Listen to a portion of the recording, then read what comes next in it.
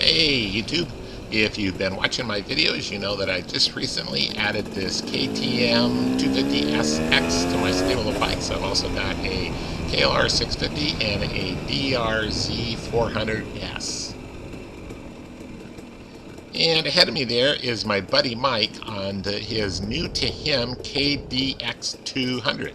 And this is kind of a breakdown ride for that bike, first time out for him. I'm not sure why he's pulled over there. Hopefully there's not something wrong.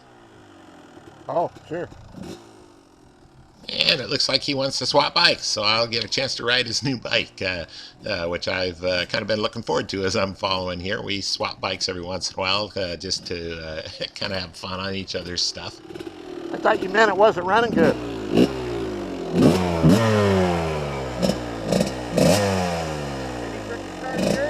No. Okay. If it's in neutral, it's easier. It's not in neutral.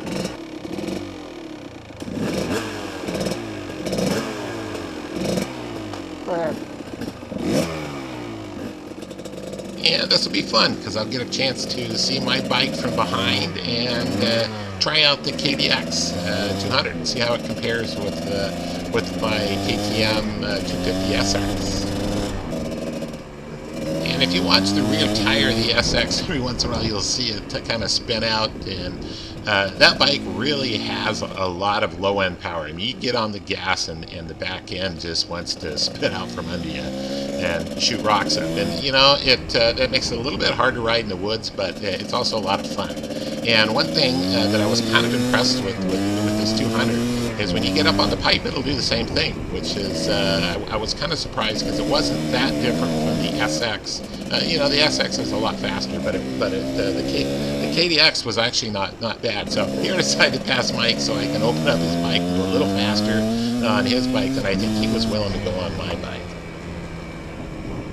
And one really nice thing about this KDX, which I think is why it has the great reputation, is that it's got a real linear power. When you get on the gas, it doesn't jump like the SX does. It just kind of rolls on the power, which makes it a little easier to ride.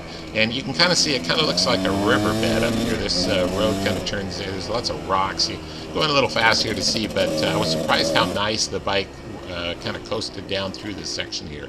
I had expected it to feel a little bit bumpier than it does. And right here it's a little muddy, and I decided I better slow down so I don't dump his bike. I need to let Mike dump his bike before I dump it somewhere.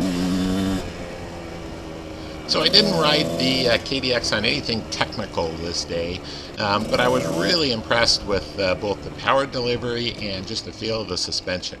I can see why the KDX has the reputation that it does of being a great woods bike.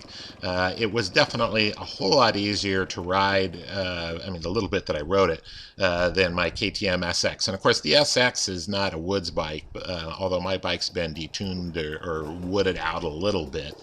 But I was really impressed with this bike. That's nice. Yeah. Yours is a pork monster. Holy cow.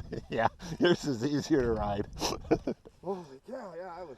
Your front end, though, feels like maybe it's because it's loose, but you know, it has that knocking, you know what You feel that a little bit? Yeah. Yeah. Think that's in the forks or in the headset? I don't know. But I like the way it feels other than that, because you just kind of plow over things. Yeah.